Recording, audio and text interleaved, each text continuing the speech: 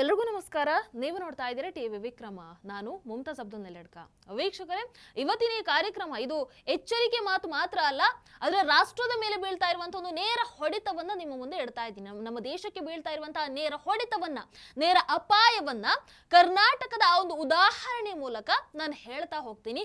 ದಯವಿಟ್ಟು ಮಿಸ್ ಮಾಡದೆ ಕೊನೆ ತನಕ ಇವತ್ತಿನ ಕಾರ್ಯಕ್ರಮವನ್ನ ನೋಡಿ. ಹಾಗೆ ಟಿವಿ ವಿಕ್ರಮವನ್ನ ಸಬ್ಸ್ಕ್ರೈಬ್ ಮಾಡದೆ ನೀವು ಈ ಕಾರ್ಯಕ್ರಮವನ್ನ ನೋಡ್ತಾ ಇದ್ರೆ ದಯವಿಟ್ಟು ಟಿವಿ ವಿಕ್ರಮವನ್ನ ಸಬ್ಸ್ಕ್ರೈಬ್ ಮಾಡಿ. ವೀಕ್ಷಕರೇ, ಕರ್ನಾಟಕದಲ್ಲಿ ಇವತ್ತು ಏನಾಗ್ತಾ ಇದೆ ಹೇಳಿ?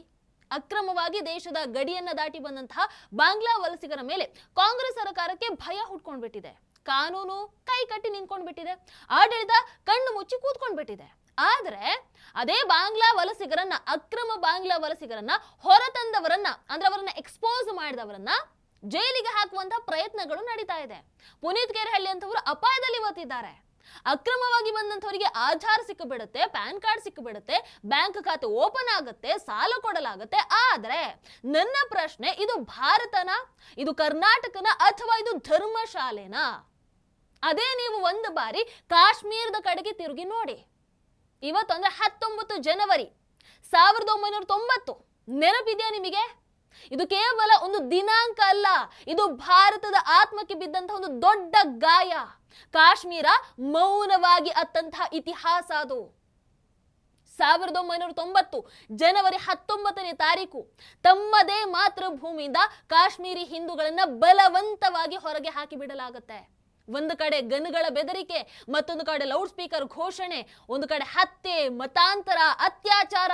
ಒಂದೇ ಒಂದು ರಾತ್ರಿಯಲ್ಲಿ ಸುಮಾರು 4 ಲಕ್ಷಕ್ಕೂ ಹೆಚ್ಚು ಜನ ಶರಣಾಗ್ತಾರೆ. 36 ವರ್ಷಗಳಾದ್ರೂ ಕೂಡ ಪಾಪ ಅವರು ಇನ್ನು ತಮ್ಮದೇ ದೇಶದಲ್ಲಿ ಒಂಥರ ವಲಸಿಗರ ಹಾಗೆ ಬದುಕ್ತಾ ಇದ್ದಾರೆ. ಕಾಶ್ಮೀರ ಅನ್ನುವಂಥದ್ದು ವೇದ, ಸಂಸ್ಕೃತ, ನಾಗರಿಕತೆಯ ತೊಟ್ಟಿಲು ಅಂತಂದ್ರೂ ಖಂಡಿತವಾಗ್ಲೂ ತಪ್ಪಾಗಲ್ಲ. ಶೈವ ಪರಂಪರೆಯ ನಾಡು, ಶಾರದಾ ಪೀಠದ ಪವಿತ್ರ ಭೂಮಿ, ಮಾರ್ತಾಂಡ ಸೂರ್ಯ ಮಂದಿರದ ಸಾಕ್ಷ್ಯ. ವಾಹ್! ಬಟ್ ಆದ್ರೆ ಏನಾಯ್ತು? ಇವತ್ತಿಗೂ ಕೂಡ ಜನ್ಮತಃ ಅಲ್ಲೇ ಹುಟ್ಟಿದಂತಹ, ಶತಮಾನಗಳಿಂದ ಅಲ್ಲೇ ಬದುಕಿದಂತಹ ಕಾಶ್ಮೀರಿ ಹಿಂದೂಗಳು ಬಹಳಷ್ಟು ಮಂದಿ ಇವತ್ತಿಗೂ ಕೂಡ ವಲಸಿಗರ ಹಾಗೆ ಬದುಕ್ತಾ ಇದ್ದಾರೆ. ಅವತ್ತವರು ತಮ್ಮ ಮನೆಯನ್ನ ಬಿಟ್ಟು ಓಡಬೇಕಾದಂತಹ ಪರಿಸ್ಥಿತಿ ನಿರ್ಮಾಣ ಆಗುತ್ತೆ, ಉದ್ಯೋಗವನ್ನ ಬಿಟ್ಟು ಹೋಗಬೇಕಾದಂತಹ ಪರಿಸ್ಥಿತಿ ನಿರ್ಮಾಣ ಆಗುತ್ತೆ, ಮಕ್ಕಳ ಜೀವ, ತಮ್ಮ ಜೀವವನ್ನ ಉಳಿಸ್ಕೊಳ್ಳೋ ಸಲುವಾಗಿ ತಮ್ಮದೇ ನೆಲವನ್ನ ತ್ಯಜಿಸುವಂತಹ ಪರಿಸ್ಥಿತಿ ಅವತ್ತು ನಿರ್ಮಾಣ ಆಗುತ್ತೆ.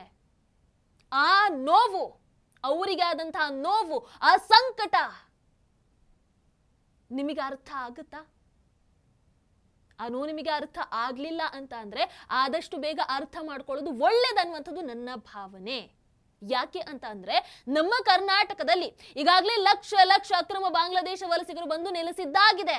ಇವತ್ತು ಹೇಗಾಗಿದೆ ಅಂತ ಹೇಳಿದ್ರೆ, ನಮ್ಮ ಮೇಲೆ ಅಂದ್ರೆ ಕನ್ನಡಿಗರ ಮೇಲೆ ಇರುವಂತಹ ಪ್ರೀತಿಗಿಂತ ಕರ್ನಾಟಕ ಕಾಂಗ್ರೆಸ್ ಸರ್ಕಾರಕ್ಕೆ ಅವರ ಮೇಲೆ ಪ್ರೀತಿ ಜಾಸ್ತಿ ಆಗಿಬಿಟ್ಟಿದೆ. ಇಲ್ಲಿ ನಮ್ಮ ಮಾತಿಗಿಂತ ಅಕ್ರಮ ಬಾಂಗ್ಲಾದೇಶಿ ವಲಸಿಗರ ಮಾತೇ ನಡೀತಾ ಇರುವಂತದ್ದು.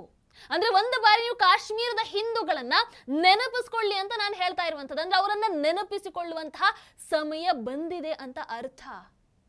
ಯಾಕೆ ಅಂತಂದ್ರೆ ಕರ್ನಾಟಕದಲ್ಲಿ ಇವತ್ತು ಆಗ್ತಾ ಇರುವಂತಹ ಪ್ರತಿ ಒಂದು ಡೆವಲಪ್ಮೆಂಟ್ಸ್ ಆ ಕಾಶ್ಮೀರವನ್ನೇ ನಮಗೆ ನೆನಪು ಮಾಡಿಸ್ತಾ ಇದೆ. ವೀಕ್ಷಕರೇ, ಕಾಶ್ಮೀರದಲ್ಲಿ ನಿಧಾನಗತಿಯಲ್ಲಿ ಒಂದು ಜನಾಂಗ ಹತ್ಯೆ ನಡೆಯುತ್ತೆ, ಒಂದು ಸಮುದಾಯವನ್ನ ಅಳಿಸಿ ಹಾಕಲಾಗತ್ತೆ, ಒಂದು ಸಂಸ್ಕೃತಿಯನ್ನ ನಾಶ ಮಾಡಲಾಗತ್ತೆ. ಹಾಗಾಗಿ ದಯವಿಟ್ಟು ಅದನ್ನ ಮರಿಬೇಡಿ. ನಮ್ಮ ಕರ್ನಾಟಕದ ಇವತ್ತಿನ ಈ ಪರಿಸ್ಥಿತಿಯನ್ನ ಕೂಡ ಮರಿಬೇಡಿ, ಅದನ್ನ ನಿರ್ಲಕ್ಷ್ಯ ಮಾಡಬೇಡಿ. ಅದ್ರ ಬಗ್ಗೆ ಯೋಚನೆ ಮಾಡಿ ಅದಕ್ಕೆ ಯಾವ ಕ್ರಮಗಳನ್ನ ಕೈಗೊಳ್ಳಬೇಕು ಅನ್ನುವಂಥದ್ದನ್ನು ಕೂಡ ಯೋಚನೆ ಮಾಡಿ. ಅವತ್ತು ಸುಮಾರು 1500 ಕಾಶ್ಮೀರ ಪಂಡಿತರು ಕ್ರೂರವಾಗಿ ಹತ್ಯೆಗೀಡಾಗ್ತಾರೆ. ಮಹಿಳೆಯರು, ಮಕ್ಕಳು ಎಲ್ಲರೂ ಸೇರಿ 250 ದೇವಾಲಯಗಳು, ಧಾರ್ಮಿಕ ಸ್ಥಳಗಳು ಬೆಂಕಿಗೆ ಆಹುತಿಯಾದವು. 30,000 ಮನೆಗಳು ಭಸ್ಮ ಆದವು. 90% ಮನೆಗಳನ್ನ ಲೂಟಿ ಮಾಡಲಾಗತ್ತೆ. 20,000 ಬಿಸ್ನೆಸ್ ಇನ್ವೆಸ್ಟ್ಮೆಂಟ್ ಸಂಪೂರ್ಣವಾಗಿ ನಾಶ ಆಗತ್ತವೆ. 50,000 ಕೃಷಿ ಕುಟುಂಬಗಳು ತಮ್ಮ ಭೂಮಿಯನ್ನ ಕಳ್ಕೊಳ್ತಾವೆ. 20,000ಕ್ಕೂ ಹೆಚ್ಚು ಆಸ್ತಿಗಳು ಇವತ್ತಿಗೂ ಕೂಡ ಅಕ್ರಮವಾಗಿ ವಶಪಡಿಸ್ಕೊಂಡು ಇಟ್ಟಿದ್ದಾರೆ. ಅವರು ವಲಸಿಗರ? ಕಾಶ್ಮೀರಿ ಪಂಡಿತರು, ಕಾಶ್ಮೀರಿ ಹಿಂದೂಗಳು ವಲಸಿಗರ ಅಲ್ಲ, ಅದೇ ಮಣ್ಣಿನವರು. ಆದ್ರೆ ಜನಾಂಗೀಯ ಶುದ್ಧೀಕರಣ ಆಯ್ತು. ಇವತ್ತು ನಮ್ಮ ಕರ್ನಾಟಕದಲ್ಲಿ ಒಂದು ಸಣ್ಣ ಹೆಜ್ಜೆ ಆ ಕಡೆಗೆ ಹೋಗ್ತಾ ಇದೆ ಅಂತ ಅನ್ನಿಸ್ತಾ ಇಲ್ವಾ? ಅದಕ್ಕೆ ನಾನು ಹೇಳೋದು, ನಮ್ಮ ಇತಿಹಾಸವನ್ನ ನಾವು ಮರೆತ್ರೆ ಅನ್ಯಾಯ ಅನ್ನುವಂಥದ್ದು ಮತ್ತೆ ರಿಪೀಟ್ ಆಗುತ್ತೆ. ಅದಕ್ಕೆ ನಾವೇ ಕಾರಣಕರ್ತರಾಗ್ತೀವಿ ಅಂಡ್ ಅದನ್ನ ನಾವೇ ಅನುಭವಿಸಬೇಕಾದಂತಹ ಪರಿಸ್ಥಿತಿ ನಿರ್ಮಾಣ ಆಗುತ್ತೆ. ನಾನಿಲ್ಲಿ ಅದನ್ನ ಸ್ಮರಿಸ್ತಾ ಇರುವಂಥದ್ದು, ಅದನ್ನ ನೆನಪಿಸ್ಕೊಡ್ತಾ ಇರುವಂಥದ್ದು ನೀವು ದ್ವೇಷ ಮಾಡಿ ಅನ್ನುವಂಥ ಕಾರಣಕ್ಕಲ್ಲ. ಈ ಒಂದು ಸ್ಮರಣೆ ನ್ಯಾಯಕ್ಕೋಸ್ಕರ, ಈ ಒಂದು ಸ್ಮರಣೆ ನಮ್ಮ ಭವಿಷ್ಯವನ್ನ ರಕ್ಷಣೆ ಮಾಡೋದಕ್ಕೋಸ್ಕರ. ಹಿಂದೆ ಆಗಿದ್ದನ್ನ ನಾವು ಯಾವತ್ತೂ ಕೂಡ ಮರಿಬಾರ್ದು, ಮುಂದೆ ಅದನ್ನ ಆಗೋದಕ್ಕೆ ಬಿಡಲೂಬಾರದು. ವೀಕ್ಷಕರ, ರಲೀವ್ ಗಲೀವ್ ಸಲೀವ್ ಅಂದ್ರೆ ಮತಾಂತರಗೊಳ್ಳಿ, ಸಾಯಿರಿ ಅಥವಾ ಓಡಿ ಹೋಗಿ ಅನ್ನುವಂತಹ ಘೋಷಣೆಗಳು ಅವತ್ತಾದ್ವು. 1990ರ ಆ ದಿನಗಳಲ್ಲಿ ಕಾಶ್ಮೀರದ ಕಣಿವೆಯ ಬಹುತೇಕ ಮಸೀದಿಗಳಲ್ಲಿ ಸಂಜೆ ಹೊತ್ತಿಗೆ ಆಜಾನ್ ಬದಲು ಈ ರೀತಿಯಾದಂತಹ ಭಯಾನಕ ಘೋಷಣೆಗಳು ಕೇಳ್ತಾ ಇದ್ವು. ಅಂಡ್ ಅದು ಕೇವಲ ಒಂದು ಘೋಷಣೆ ಆಗಿರ್ಲಿಲ್ಲ, ಸಾವಿರಾರು ಕುಟುಂಬಗಳಿಗೆ ನೀಡಿದಂತಹ ನೇರ ಬೆದರಿಕೆ ಆಗಿತ್ತು. ಅಂಡ್ ಅದೇ ಬೆದರಿಕೆ ಕಾಶ್ಮೀರದ ಹಿಂದೂಗಳನ್ನ ತಮ್ಮ ಮನೆ, ತಮ್ಮ ನೆಲ, ತಮ್ಮ ನೆನಪು ಎಲ್ಲವನ್ನ ಬಿಟ್ಟು ರಾತ್ರೋರಾತ್ರಿ ವಲಸೆ ಹೋಗೋ ಹಾಗೆ ಮಾಡಿತ್ತು. ಇವತ್ತು ನಮ್ಮ ಕರ್ನಾಟಕದ ಜನತೆ ಕೂಡ ಎಚ್ಚೆತ್ತುಕೊಳ್ಳಬೇಕಾದಂತಹ ಪರಿಸ್ಥಿತಿ ನಿರ್ಮಾಣ ಆಗಿದೆ. ಇಲ್ಲಿ ಅಕ್ರಮ ವಲಸಿಗರಿಗೆ ಭಯ ಇಲ್ಲ, ಮೂಲ ನಾಗರಿಕರಿಗೆ ಭದ್ರತೆ ಇಲ್ಲ.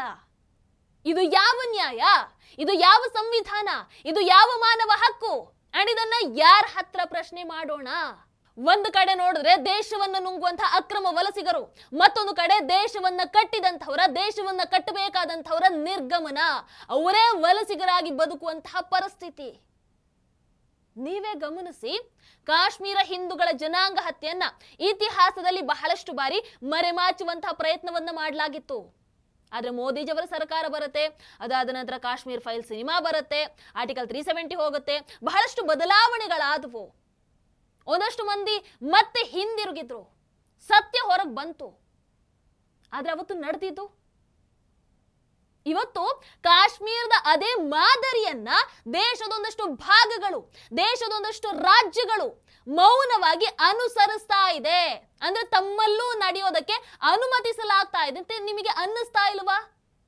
ಅದರಲ್ಲೂ ನಮ್ಮ ಕರ್ನಾಟಕ ರಾಜ್ಯವನ್ನ ನೋಡಿದ ಮೇಲೆ, ಪಶ್ಚಿಮ ಬಂಗಾಳವನ್ನ ನೋಡಿದ ಮೇಲೆ ಅನ್ನಿಸ್ತಾ ಇಲ್ವಾ ನಿಮಗೆ? ಒಂದು ಹೆಜ್ಜೆ ಇಟ್ಟಿದ್ದಾರೆ ಆ ವಿಚಾರಕ್ಕೆ ಅಂತ ಅನ್ನಿಸ್ತಾ ಇಲ್ವಾ? ನಮ್ಮ ಪ್ರಶ್ನೆ ಒಂದೇ, ಇಲ್ಲಿ ಸರ್ಕಾರ ಯಾರಿಗೋಸ್ಕರ ಕೆಲಸವನ್ನ ಮಾಡ್ತಾ ಇದೆ? ಕಾನೂನು ಯಾರಿಗೆ ಮಾತ್ರ ಇಲ್ಲಿ ಅನ್ವಯ ಆಗುವಂಥದ್ದು? ಭದ್ರತೆ ಅನ್ನುವಂಥದ್ದು ಯಾರಿಗೆ ಮಾತ್ರ ಒದಗಿಸಲಾಗ್ತಾ ಇದೆ? ನಿಜವಾದ ಭಾರತೀಯರು ತಮ್ಮದೇ ನೆಲದಲ್ಲಿ ಅತಿಥಿಗಳಾಗ್ತಾ ಇದ್ದಾರೆ, ಅಕ್ರಮ ವಲಸಿಗರು ಅಧಿಕಾರದ ರಕ್ಷಣೆ ಜೊತೆಗೆ ಬದುಕ್ತಾ ಇದ್ದಾರೆ. ಹೇಗೆ ಇದು? ಹೆಂಗ್ ಸಾಧ್ಯ? ಅಂಡ್ ಇಲ್ಲಿ ಧರ್ಮದ ವಿಚಾರ ಅನ್ನುವಂಥದ್ದು ಬರಲ್ಲ. ಇದು ದೇಶ ಉಳಿಯುವಂತಹ, ದೇಶವನ್ನ ಉಳಿಸುವಂತಹ ಪ್ರಶ್ನೆ, ಪ್ರತಿಯೊಬ್ಬರ ಅಸ್ತಿತ್ವದ ಪ್ರಶ್ನೆ. ಇವತ್ತು ನಾವು ಮೌನವಾಗಿದ್ರೆ ನಾಳೆ ಪ್ರಶ್ನೆ ಕೇಳೋದಕ್ಕೂ ನಮ್ಮ ರಾಜ್ಯ ಇರಲ್ಲ, ನಾವಿರಲ್ಲ, ನಮ್ಮ ದೇಶನೇ ಉಳಿದಿರಲ್ಲ. ವೀಕ್ಷಕರು, ಅವತ್ತು ಕಾಶ್ಮೀರದಲ್ಲಿ ಹಿಂದೂಗಳ ಹತ್ಯೆ ಆಗುವಂತಹ ಸಂದರ್ಭದಲ್ಲಿ ಸಂವಿಧಾನ ಇತ್ತು, ಸೆಕ್ಯುಲರಿಸಂ ಇತ್ತು, ಪೊಲೀಸರು ಇದ್ರು, ಜಮ್ಮು ಕಾಶ್ಮೀರ ಹೈಕೋರ್ಟ್ ಇತ್ತು, ಸುಪ್ರೀಂ ಕೋರ್ಟ್ ಕೂಡ ಇತ್ತು. ಆದರೂ ಕಾಶ್ಮೀರಿ ಪಂಡಿತರನ್ನು ಕೊಲ್ಲಲಾಗುತ್ತೆ, ಕ್ರೂರವಾಗಿ ಹತ್ಯೆ ಮಾಡಲಾಗುತ್ತೆ ಅಲ್ವಾ? ಇದು ವ್ಯವಸ್ಥೆಯ ವೈಫಲ್ಯ ಅಲ್ಲದೆ ಮತ್ತಿನ್ನೇನು?